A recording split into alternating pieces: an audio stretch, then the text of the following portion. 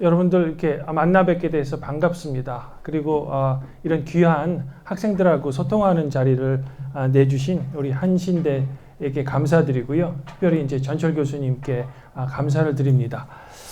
제가 오늘 말씀드릴 내용은요. 작년에 여기 보시는 제가 이제 소속되어 있는 NCCK 한국기독교교회협의회와 그 다음에 이제 우리 이상철 목사님이 원장님이 계시는 이제 크리스찬 아카데미, 그 다음에 한신대 종교와 과학센터에서 공동 주관으로 해가지고 과학과 종교라는 연속 심포지움을 7차례 했습니다. 그래서 여기 보시면은 그 7차례 한 이제 포스터가 있고요. 여러분들 나중에 말씀드리겠지만 이제 자료를 보실 수가 있습니다. 그래서 그 과학과 종교 심포지움을 마친 소감, 그리고 그 다음에 이제 우리가 어떤 작업들이 이루어져야 되는지 같이 공유하고자 합니다. 잠깐 제 소개를 하면요. 저는 원래 목사가 아니었습니다. 원래 이런 거 하는 사람이었어요. 예. 이제 대학교 때는 생물을 전공했고요. 물론 이제 여기 보이는 사람이 나이가 너무 젊어 보여서 누군가 할 텐데 접니다. 예. 27살 때였는데 저는 이제 인하대학교에서 생물학 전공하고 그 다음에 대학원 석사 마치고요. 아주대학교에서 이게 아주대학교 그 연구소 제가 연구했던 그 연구소에서 찍은 사진인데 아주대학교에서 이제 면역학으로 박사를 하고요. 그 다음에 미국 LA에 있는 하우스 리서치 인스티튜트라는 곳에서 이제 포스닥 하다가 저분의 이제 소명을 느껴가지고 귀국했습니다. 그래서 귀국해가지고 사실 2013년도에 이제 루터대학교 입학해가지고요. 목사 안수는 2018년도에 받았습니다. 그래서 목회 경력은 그렇게 길지 않고요. 그리고 제 전공은 원래 과학과 종교가 아닙니다. 저는 구약을 전공했습니다. 그런데 이제 이런 이제 배경이 있어가지고 우연찮게 저희 총장님이 과학과 종교 전공이신데 총장 되셔서 바쁘시다고 저한테 떠넘기셔가지고 예, 제가 이제 이런 배경이 있어가지고 과학과 종교 쪽에 이제 계속 관심을 갖고 연구하게 됐습니다. 그리고 현재는 이제 에큐메니컬 신학과 이제 교육위원회를 맡고 있습니다. 그래서 제 배경이 좀 이르다 보니까 이런 것들을 이제 좀 한 것 같습니다. 그래서 오늘 강연 내용 잠깐 말씀드리면요. 여기 보시는 게 이제 작년에 말씀드린 7차례의 포스터인데요. 제목들을 보시면은 창조 세계 안에서의 인간의 위상과 역할, 지구 속의 인간. 여러분들 그거 보시면 될 텐데요. 그런 것들이 있습니다. 그래서 왜 이렇게 우리가 연속 심포지움을 기획했는지 그 기획 과정을 잠깐 말씀드리고요. 실제로 이런 것들이 어떻게 이루어졌는지 말씀드리고 이제 여러분들하고 공감하고 싶은 것은 이제 개인적인 어떤 이것을 심포지움을 끝낸 후기, 그리고 이제 우리가 다음은 어떻게 해야 될까라는 것을 여러분들과 이제 공유하고자 오늘 이제 하고자 합니다. 그리고 제가 여기 이제 동행이라는 표현을 썼는데요. 이제 과학과 종교가 이제 앞으로 어떻게 나가야 되나라는 것에 대해서 저는 이 동행이라는 표현을 좀 좋아하고요. 이렇게 동행해야 된다는 의미에서 이제 제목을 좀 그렇게 잡아봤습니다. 첫 번째 이제 기획 과정이 어떻게 됐나 좀 살펴드리면요. 혹시 이 그림 보셨습니까? 여기 이제 예수님께서 뭘 하고 계시죠? 잘 안 보이시는구나. 여기 이제 예수님께서 오병이어의 기적을 베풀라고 빵하고 생선을 이제 이렇게 들었죠. 그랬더니 여기서 있는 사람들이 뭐라 그러냐면 예수님 저는 그거 먹을 수 없다. 왜? 나는 베지터리안이니까. 그런 사람이 있고요. 한 사람은 물어봅니다. 혹시 이 물고기 수은 테스트 했나?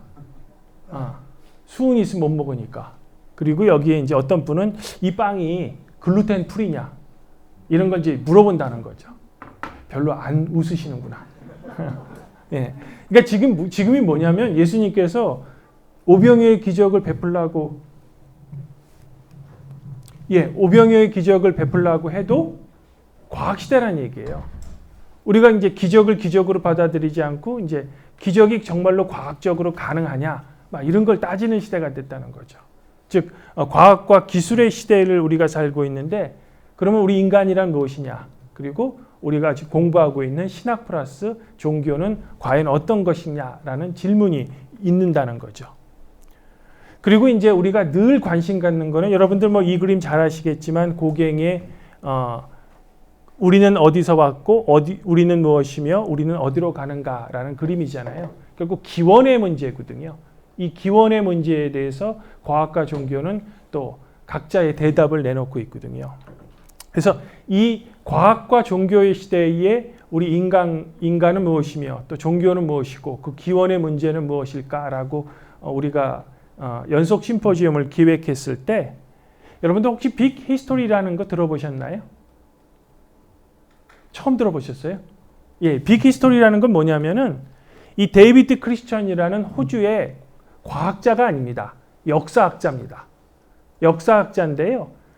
이 사람이 지금까지의 역사학은 어떤 서양 중심의 역사학이 됐다라고 판단하고요. 지금까지 이제 보통 역사학 하면은 이제 4대 문명부터 시작해서 뭐 이렇게 1세기, 2세기 나가는데 그렇게 역사를 가리켜서는 안 된다라고 해가지고 이제 통합적으로 가리켜야 된다라고 해서 이제 거대사라고 해서 이 데이비드 크리스천이 빅 히스토리라는 것을 제시하면서 여기 보시면은 이제 138억 년 전에 우주가 탄생했잖아요. 우주, 은하, 태양, 생명, 인류. 그래서 이쪽에서는 이제 과학자들이 이야기하는 거고 이 뒷부분 인류의 기원하고 사회, 뭐 통신망 이런 것들에서 거대사라고 그래서 어떤 그런 과학과 인문학의 만남이라는 그런 것으로 이제 빅 히스토리라는 것을 이 사람이 제창을 했습니다. 그래서 우리나라에서도 이것을 이제 조지영 박사라는 이화여대의 역사학자가 이걸 또 했고요. 그 다음에 이제 빌 게이츠가 이거를 굉장히 영감을 받아서 계속 후원하는 그런 겁니다. 그래서 제가 공부할 때만 해도 고등학교 때 물리, 화학, 생물, 지구과학 해서 분과학문을 가르쳤어요. 근데 요즘은 그렇게 가르치지 않습니다. 통합과학이라고 그래서요. 제일 먼저 빅뱅부터 가르칩니다. 그게 이제 다 빅 히스토리라는 이런 영향 때문에 그런 거죠. 그래서 그러면 우리가 과학과 종교를 다룰 때 있어서 이런 빅 히스토리 개념을 좀 받아들여 가지고 그래서 저희가 이제 맨 처음에는 우주 안에서의 인간, 두 번째는 지구에서의 인간, 그 다음에 이제 인간으로 좁혀서 인간과 우리가 함께 살고 있는 동물. 그래서 인간과 동물 이렇게 제목을 지었는데 확 와닿는 게 없다. 그래서 곰팡이를 집어넣자. 그래서 인간과 곰팡이 동물이라는 걸 넣고요. 그 다음에 이제 우리 인간에게 좁혀져서 인간과 기술, 그리고 종교의 기원, 그 다음에 이제 현대로 와가지고 지금의 이제 현대사조인 트랜스, 그 다음에 포스트 휴머니즘, 그 다음에 우리의 미래를 결정하는 인류세와 기후 위기 속의 인간이라는 이런 이제 스펙트럼 구조로 이제 우리가 기획을 했습니다. 어떻게 여러분들 이 기획 의도는 좀 이해가 되시나요? 그러니까 거대사라는 그런 흐름 속에서 우리 인간과 종교는 어떤 것인가라고 그렇게 저희가 기획을 했습니다. 그래서 실제로 이것을 이제 7차례 했는데요. 각 곳마다 보면요. 한 분씩 과학자 한 분 모시고요. 신학자 한 분 모셔가지고 이 같은 주제를 가지고 어떤 이야기들을 하는지 저희가 좀 들었습니다.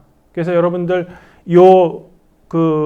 1차의 그 강연 내용은 여러분들 나눠드린 그거 보시면은 기독교 사상에 최병광 목사님이 여기에 참여하셔서 그것을 강연 내용을 정리한 것을 기독교 사상에 실었습니다. 그래서 여러분들 거기 보시면은 연결돼 있으니까 또는 한신대 종교과학센터에 들어가시면은 거기 아카이브를 보시면은 그 동영상이 다 녹화가 되어 있습니다. 지금 이제 지금도 녹화하고 계시는데 그 녹화팀이 녹화해가지고 올려 있으니까 여러분들 실제로 이것을 보고 싶다라고 하시면은 이 동영상을 보시고 그 다음에 글로 된 걸 보고 싶다라고 그러면은 여러분들 나눠드린 자료를 보시면 될 것 같습니다. 그래서 요거는 여러분들 실제로 보시면은 되니까 제가 그냥 어떤 것들만 했는지 잠깐 스킵하면요. 맨 처음에는 이제 장외기라는 우리나라 1세대 물리학자가 이분이 이제 물리학자지만 생명에 대해서 오랫동안 고민하셨기 때문에 온생명이라는 것을 주장하신 분입니다.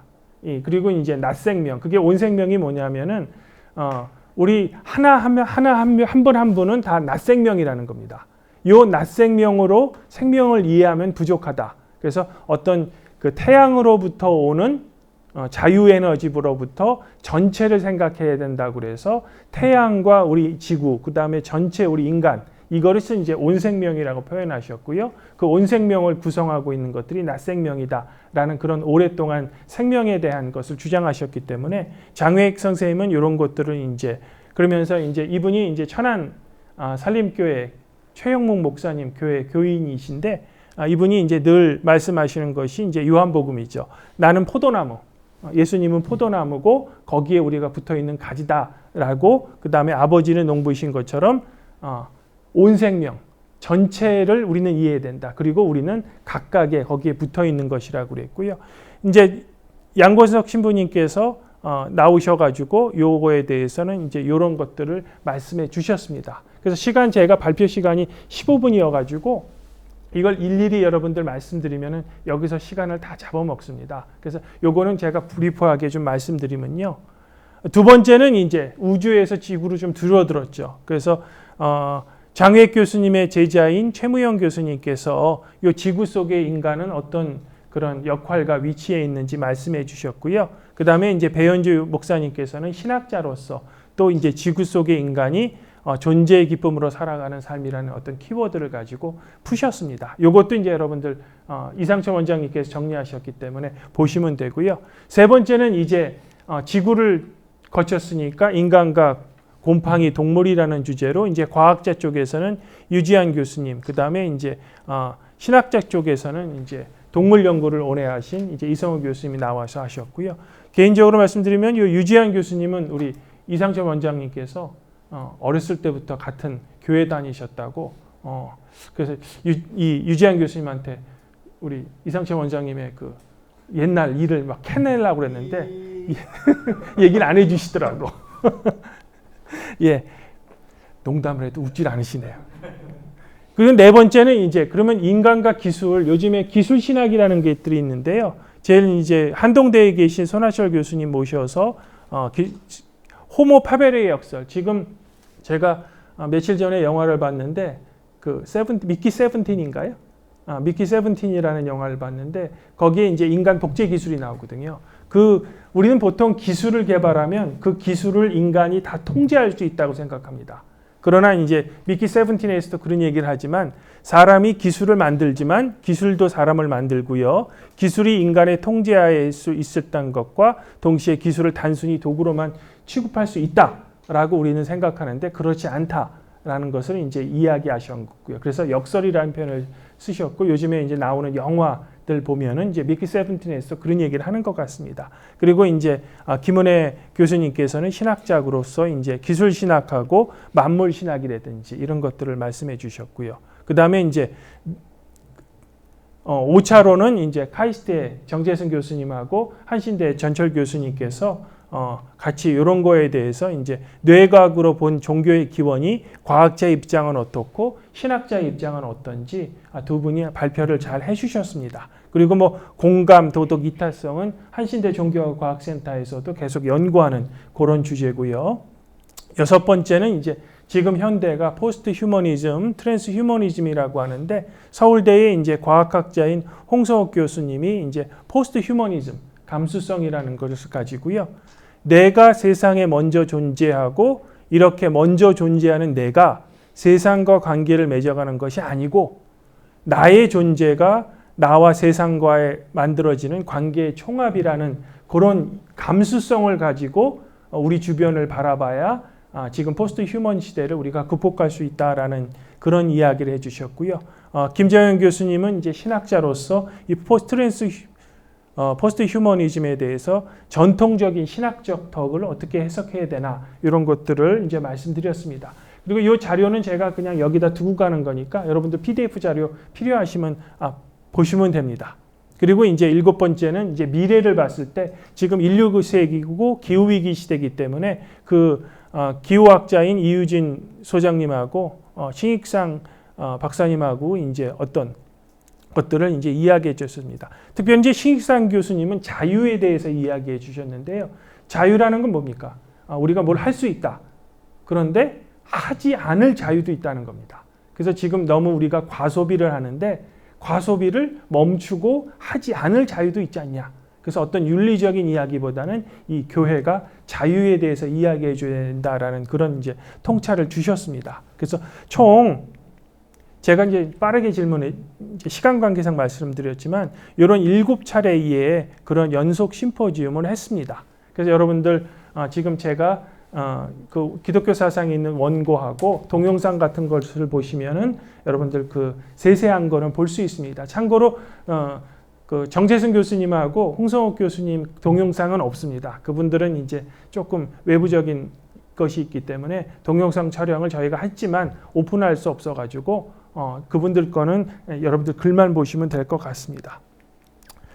자, 그래서 제가 오늘 말씀드리고 싶은 것은 이 7가지 심포지움을 다 끝난 후에 개인적인 소감을 말씀드리는데요. 찰스 퍼시 스노우라는 사람이 있습니다. 영국의 물리학자인데요. 이 사람이 영국에서 이제 그 영국에 보면은 펍이라는 문화가 있거든요. 펍이 뭔지 아시나요? 술집입니다. 그러니까 이제 업무를 마치고 가서 어떤 그 이제 맥주를 마시면서 인문학자하고, 그러니까 여기 한신대에 어떤 그 술집이 있으면은 거기에 이제 과학자하고 어떤 인문학자하고 대화를 나누는데 도통 대화가 안 된다는 겁니다. 서로 사용하는 용어가 다르니까. 그래서 왜 그럴까라고 봤더니 두 문화가 존재하지 않냐. 그래서 이제 이 과학과 인문학의 어떤 다리를 놔야 된다. 그래야 소통이 돼야 된다라고 이 사람이 이제 작은 두 문화라는 책을 냈는데요. 뭐 제가 학교 다닐 때만 해도 문과, 이과 나눠가지고 그런 식으로 했거든요. 근데 과연 과학에도 그런 것이 있는데 종교와 과학관에서도, 그러니까 과학과 인문학에서도 이런 두 문화가 있는데 과연 종교와 과학도 이렇게 서로 문화가 달라서 서로 소통이 안 되나라는 그런 이제 후기를 제가 받았고요. 이게 이제 오토 노이라시라는 사람인데요. 여러분들 요거 보시면 요게 아이소타입이라고 그래서요. 그 왜 인구 통계 같은 거 하면은 요 사람 한 명당 1000명 해가지고 이렇게 하는 거 있잖아요. 요 아이소타입을 개발한 사람이 오토 노이라시인데 이 사람이 사실 논리 실증주의자입니다. 근데 이 사람이 어떤 것을 얘기했냐면 어떤 학제와 학제과의 그 소통을 할 때 보통 사람들은 어떤 하나로 뭐를 통합시키려고 합니다. 근데 에드워드 윌슨도 통섭이라는 책으로 우리에게 많이 알려져 있는데요. 그 통섭이라는 책도 보면은 어떤 진화학이라는 그런 그 눈으로 눈으로 이제 어떤 학제 간에 그것을 하겠다라는 것이 통섭의 얘기거든요. 이것도 마찬가지입니다. 여기 보시면 피라미드 구조라고 그래서 물리학자들은 늘 과학자들 사이에서 물리학이 진짜 과학이다라고 그래서 이제 물리학이 가장 탑에 있고 화학, 생물학 이렇게 피라미드 구조여서 한 렌즈로 모든 것을 통합하려는 그런 그 학문들이 있습니다. 그러나 저는 그것은 아닌 것 같아요. 그거는 이제 우월주의가 될 수 있거든요. 그리고 잘못 통섭하면 괴물이 나옵니다. 그래서 요건 이제 오토 로이라는 사람이 나오는데 지식 융합의 의미라는 것은 여기 보시면 풍선이 보이잖아요. 각각의 풍선. 요 풍선 하나가 어떤 학문이 되는 거죠. 종교, 과학, 인문학 뭐 이렇게. 그러나 이 풍선들이 다 연결되어 있습니다. 그러니까 뭔가 대화 나눌 만한 뭔가 있다는 거죠. 그래서 서로 독립된 학문들끼리 서로의 위치와 서로의 어떤 학문적 역할, 위상 이런 것들을 존중해 주면서 어떤 가치, 대화를 나눠야지 어떤 하나의 렌즈로 이렇게 뭐 진화학이면 진화학, 어떤 뇌과학이면 뇌과학 이런 것으로 모든 것을 하나의 카테고리에 들려는 것은 좀 제가 봤을 때는 바람직하지 않고 위험하다라고 이제 생각하는 편입니다. 시간이 없어서. 예. 그래서 왜 그러면 그 다음이라는 주제를 제가 말씀드렸냐면 사실 종교와 과학은 하나였습니다. 예전에는. 보통 16세기에 과학혁명이 일어났는데요. 갈릴레오하고 뉴턴 같은 경우에는 우리가 보통 과학자라고 알려져 있는데 정확히 표현하면 과학자는 아닙니다. 자연 철학자지. 과학이라는 단어는 19세기에 윌리엄 휴얼이 만든 단어입니다. 최근 단어죠. 그래서 원래는 그 뉴턴과 갈릴레오 때는 이 종교와 과학이 하나였습니다. 그래서 유명한 그 뉴턴의 프린키피아 자연과학의 수학적 이해를 보면 마지막에 뭐라고 써져 있냐면 내가 만든 법칙이 바로 하나님의 우주를 통치하는 어떤 원리를 이야기한다 라고 그렇게 써져 있습니다. 요즘에 과학저널에 그렇게 내면 리젝 당합니다. 왜? 아니 왜 과학저널에 그런 종교적인 의미를 부여하냐. 뉴턴 시대에는 그게 가능했던 시대입니다. 그러나 그것이 다윈으로 하여금 요 다윈 때문에 이제 종교와 과학이 갈라지기 시작했습니다. 그래서 분과학문이 된 거죠. 그래서 호남대의 신재식 교수님은 과학혁명의 완성자는 이제 다윈이라고 이렇게 또 평가하는데요. 그래서 지금 우리는 이 많은 학문들이 분과되어 있습니다.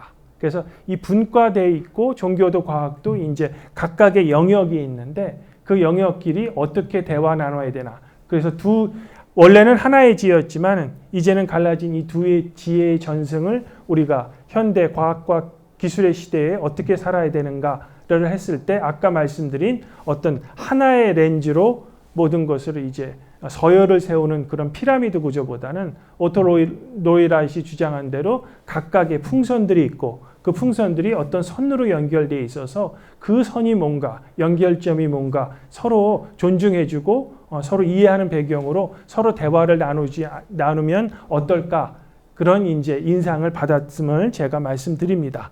요것만 넘어가도록 하고요. 그래서 고무적인 것은 우리 한신대하고 카이스트랑 이렇게 공동 협약을 맺어서 많이 하고요. 그 다음에 그 카이스트 쪽에서는 작년 같은 경우에는 인간의 기원 연구소라고 정재승 교수님이 만들어서 작년에 이런 것들 뭐 화폐의 기원, 폭력의 기원, 뭐 여러 가지 기원에 대한 것을 했습니다. 그래서 올해에도 이런 것들을 이제 기획해서 서강대나 서울대 또는 이제 카이스트에서 할 생각인데요. 이런 것들도 여러분들한테 소개드리면서 그러나 제가 여기도 참여해봤지만 여기에 이제 종교인이 저밖에 없습니다.